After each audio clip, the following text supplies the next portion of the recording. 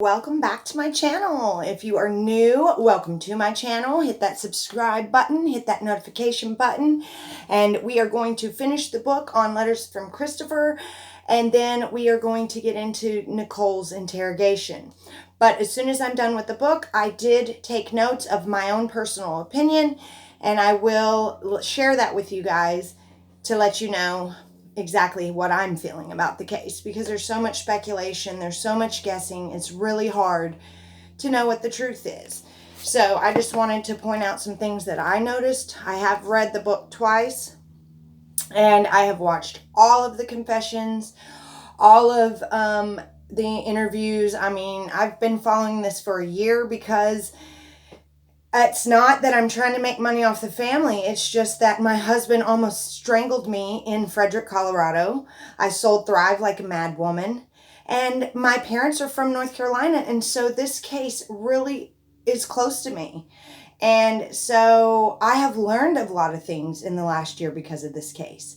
So I have also learned to get off the social media and pay attention to your kids. And so right now they are sleeping. When I am doing these videos, I try to make sure that my son is asleep or preoccupied.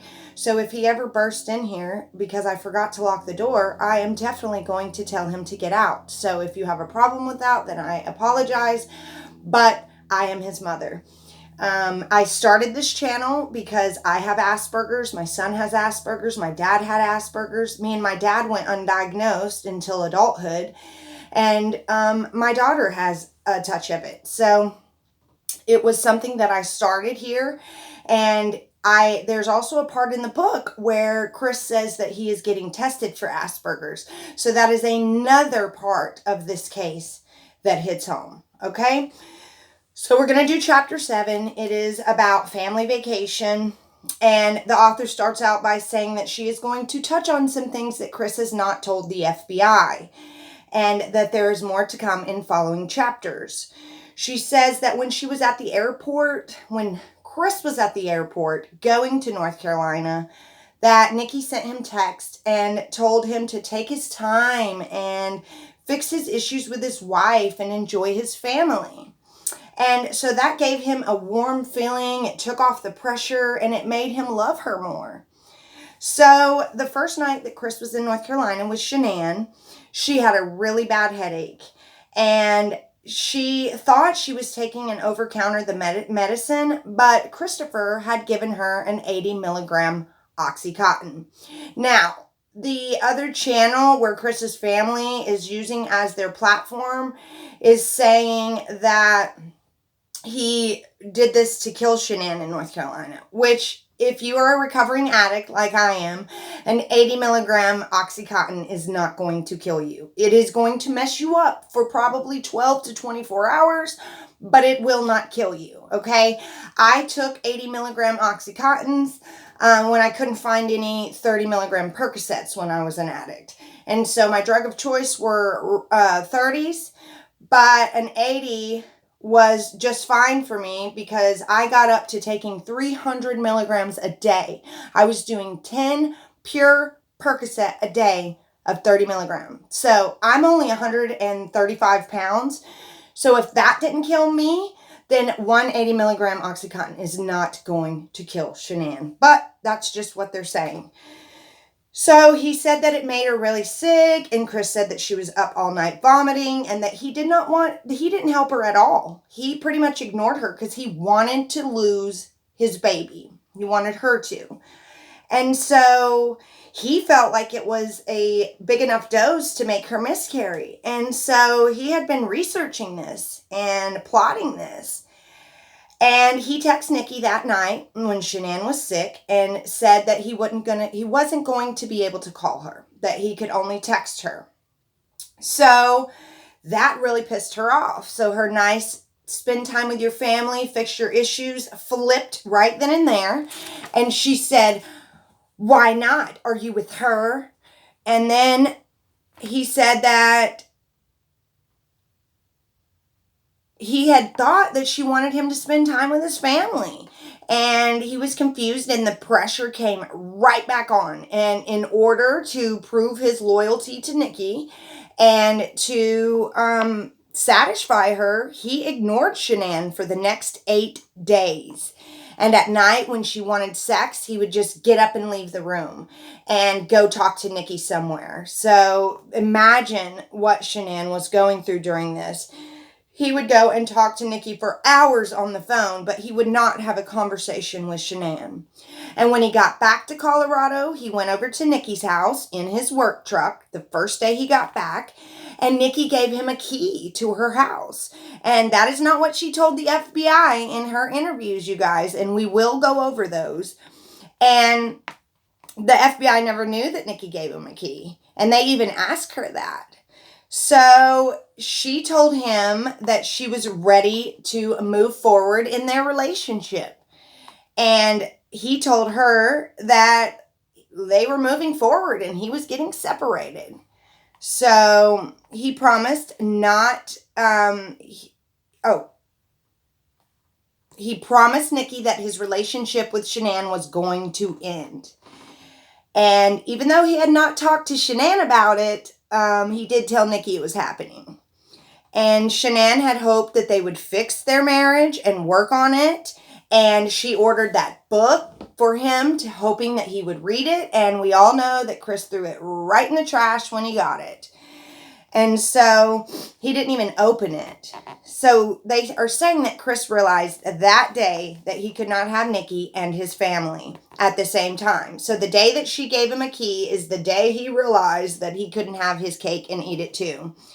And so that's when he decided it was time to get rid of what was standing in his way. And him and Nikki could be together. And he was the only one that could make that happen. And he had finally got his nerve up.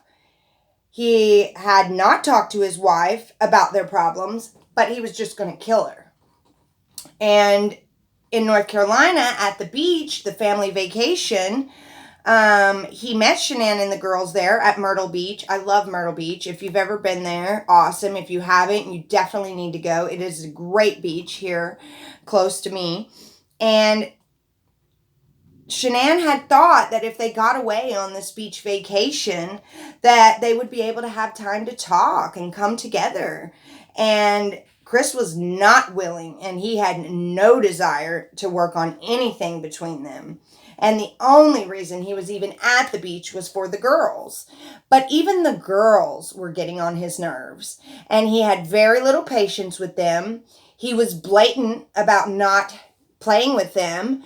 And people noticed that he was aloof and unfriendly. And it was very out of character for Chris. And even his 3 and 4-year-old, Bella and Celeste, noticed darkness in him because they had pure spirits and they sensed his dark spirits. And they did not want to have anything to do with him. And normally they were all over their daddy. But they're at the beach, they sensed something was wrong with him and they stayed away from him. They did not want to hold his hand or walk on the beach and play. And normally they loved playing with their daddy and he loved playing with them. But not these days. And he didn't want anything to do with them. He didn't really, and they didn't really want much to do with him either.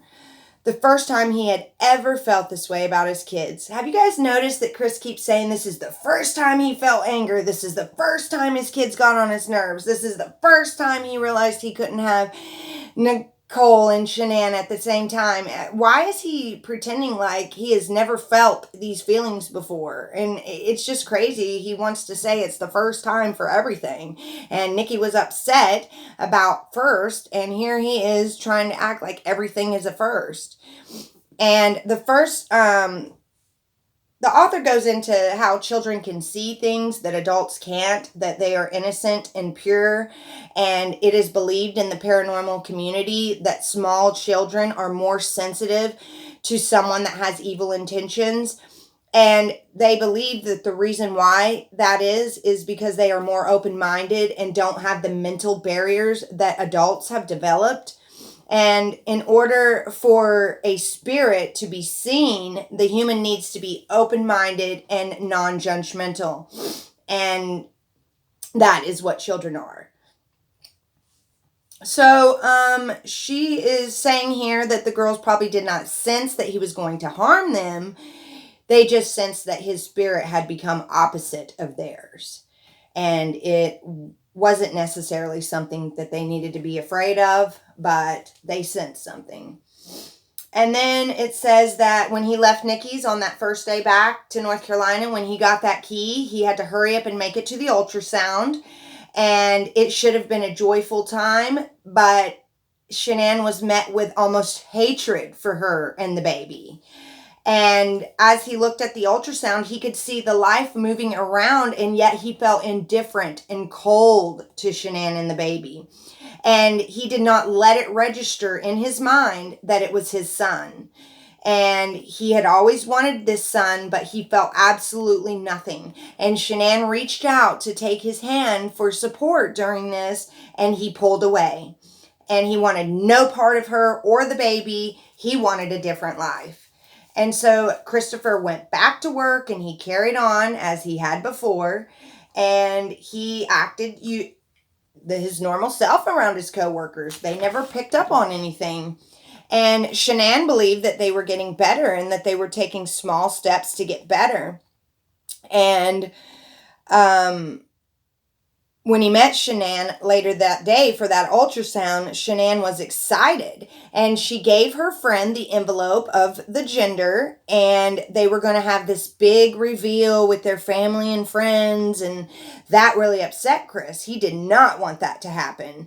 So since Shanann felt like Chris was being really weird and awkward, she decided that she didn't want her friends to see him acting like that. So they went ahead and canceled the party because they were not being the normal, usual couple that their friends were used to seeing.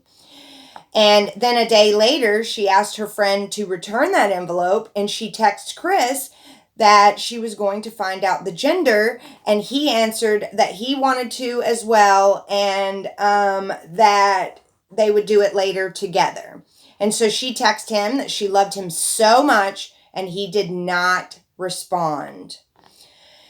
Later, she asked him to hug her or hold her, and he refused. And he was cold and shut Shanann out.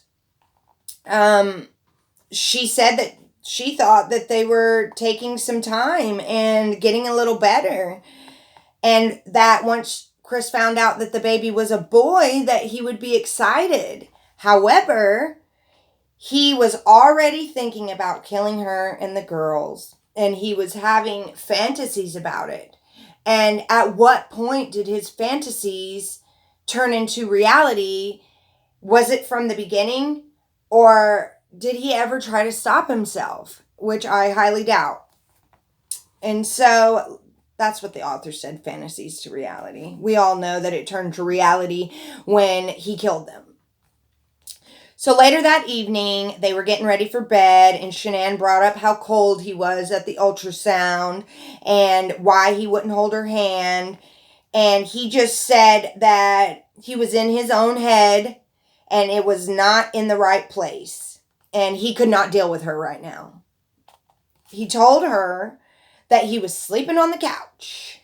And she, in turn, when he said he was sleeping on the couch, she said, whatever is going on, whoever she is, no, you will never see these kids again, or make sure she is worth it.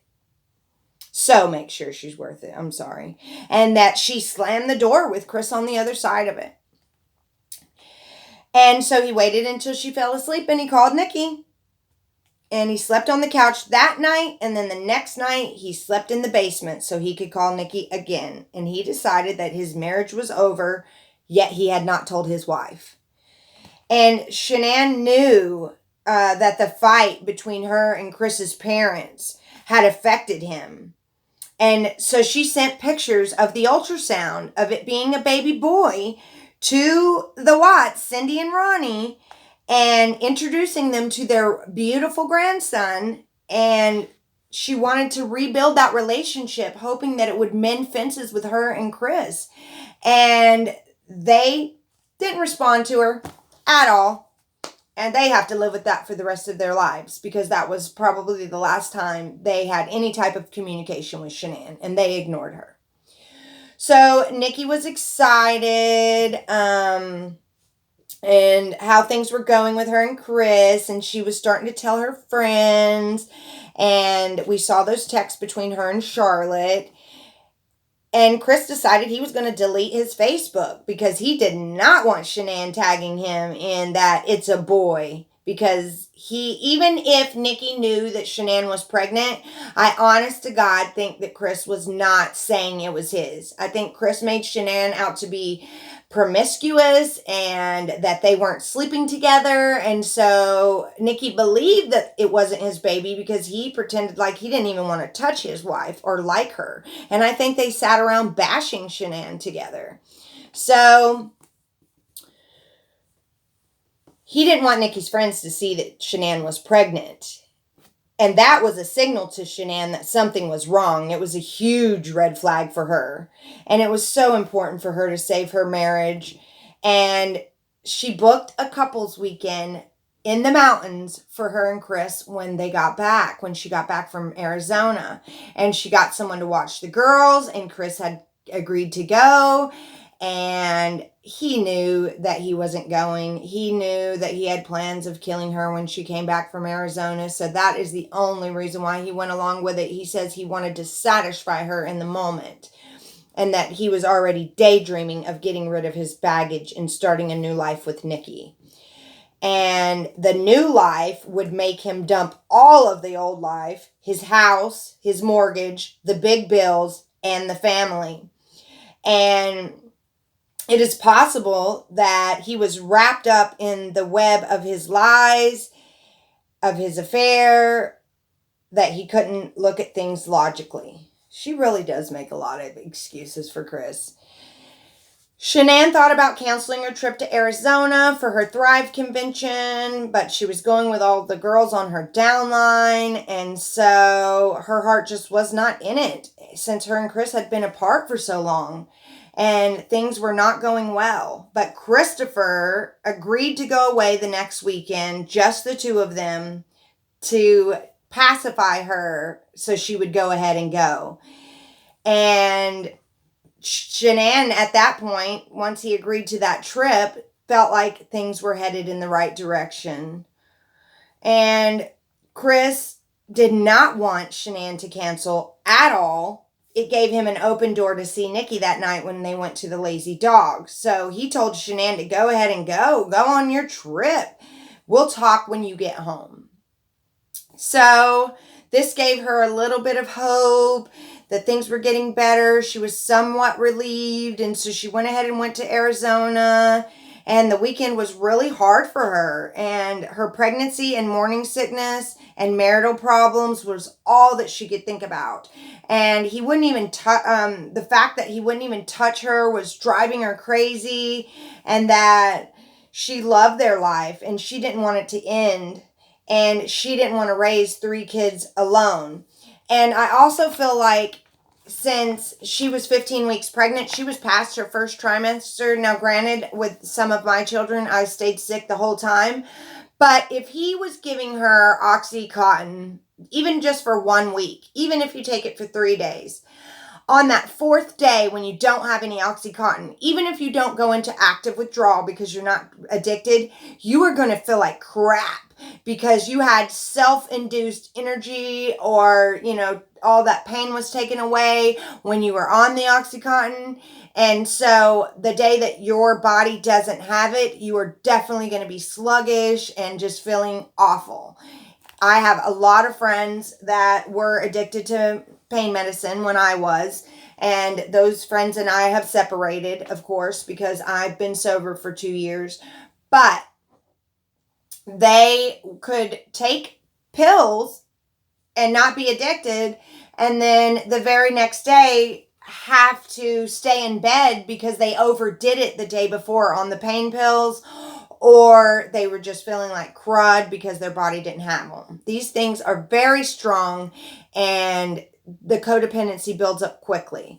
So I feel like when she was in Arizona, there was no way for him to slip her any Oxy. And so she was feeling really bad. She might not have been in active withdrawal, but she was definitely feeling bad from getting Oxys earlier and then just not having any.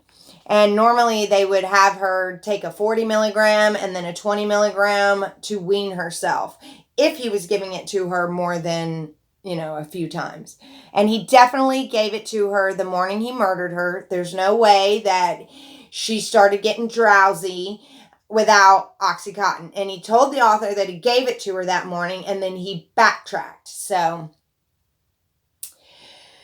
and then things were getting stressful and confusing. Chris was living a double life, and he also felt like God gave him 3 chances to turn this around and not have the affair and stop planning this in his mind. He said one evening when he was on his way to Nikki's house, he felt God urging him to turn around and to not do this. And he kept on going the whole way. There, he felt like he should turn around and not go. And all of a sudden, his car started to skid and it felt like it was going to run off the road. He almost lost control, knowing immediately God was trying to turn him around. No other explanation for why he lost control of the car. That was his first chance that God gave him to get out of the situation. And Christoper said that we always think that something new is better than the old. It's more appealing and comfortable. And come to find out that his old was more comfortable and appealing than his new. And he had to find that out in prison. And so he says that he did talk to Shanann during the 5 weeks she was in North Carolina, but he was so distant. He tried as much as possible to ignore her calls and her text messages, and he constantly came up with excuses on why he wasn't talking to her. He wanted to build up that wall so it was easier for him to detach. And he wanted to forget his friends and family, and Shanann didn't understand. She questioned the distance. They had always been good together and he had always been attentive to her. And so she told her friends before she left that he couldn't keep his hands off of her. And now he barely even talked to her. So I think that Shanann realized how much she loved Christoper during this time. And she was trying so hard to make things right. And she and the girls if they had gotten on a plane and went home to North Carolina and just said, you know what, you're not acting right, I'll come back when you are, then maybe it wouldn't have happened. But this author needs to stop talking about what ifs. It did happen, and these things didn't happen. Chris didn't make the right decisions, and so shoulda, woulda, coulda, maybe schmaybe, it didn't. And so let's address that. Let's address how Chris didn't stop it. So instead of trying to put the blame on Shanann by saying that had she went back to North Carolina, it wouldn't have happened to her. How do you know? He would have probably enticed her to come back and done it. He did not want his family anymore.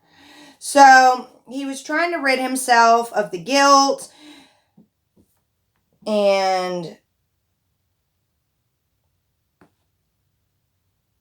she did not know how everything had just changed, and he was either trying to get rid of the guilt of going to Nikki's, or he didn't have any guilt at all. And we've already heard him admit that he did not have any guilt at all. And it's very possible because he didn't have any remorse or guilt after he killed them. So why would he have remorse and guilt about an affair? So he admits that he was falling out of love with Shanann, and in its place were thoughts of getting rid of her and the kids. And that he had thought that he had fell in love with Nikki. And he was in love with the way that Nikki treated him. Nikki was not like anyone he had ever met. He loved her touch, her conversation, her beauty. He thought she brought out the best in him. And actually, she was bringing out the darkness in him. And he had this addictive craving for her when he wasn't with her. So The sad part about it is these are all the things that he says later on in the book about Shanann. He felt this very way about Shanann 7 years earlier and even 5 years earlier. And how does Nicole Kessinger know that she wouldn't be the next Shanann? Had he gotten away with what he did with his wife and kids, which he would have never, but had he, how do you know that he wouldn't have found a better, greener pasture on the other side saying he'd never felt this way about somebody else? So you would be the next person dead. Shanann was not one to coddle Chris or give his actions excuses, but she knew that this was not Chris. And she had always known he loved her. And he did try to be, so she tried to be kind and more attentive because she didn't recognize her husband at this point. And so she was pulling out all the stops, just trying to save her marriage. And something drastically changed between them. If it wasn't someone else, she could not figure what it possibly could be. So it was looming over her. It must have felt like a heavy weight just sitting on her chest where she couldn't breathe. And she was about to be blindsided. She was warned by her friends she should find out if he was seeing someone. And the friends urged her to ask him, was there someone else? And so later in the month, she did ask him, and she started asking him several times a day. And Chris said that her insecurities were coming out. No, they weren't. She was right. If you weren't cheating, then she's insecure, but you were. So these aren't insecurities. This was her intuition coming out. So please, Cadel, don't say her insecurities. It was her intuition coming out that something wasn't right. And that he was with someone else, not her insecurities. I just can't believe she said that. Sorry. She was used to him doing everything to make her feel important. And she always felt that she was to him. And he would only answer he didn't know. And he didn't know what was going on in his head. But there was no one else. He kept making excuses that he was tired and he would fall asleep early. And it seemed like the last thing that she considered was him having an affair. And the author goes into, but the last thing she considered was him murdering her and the 2 daughters. She trusted him and believed he was being truthful. And she even told Christoper, or told one of her friends, that Christoper didn't have game. So that was one of the reasons why she felt like he wasn't cheating on her, is because he just wasn't that smooth talker. And she didn't think that he was able of pulling that off. And she honestly didn't think it was possible for him to love anyone but her. And that's the kind of trust she had in Chris. And that's the way he had always made her feel. And she made him feel the same way, she thought. Thank you for watching, you guys. I'll see you in chapter 8.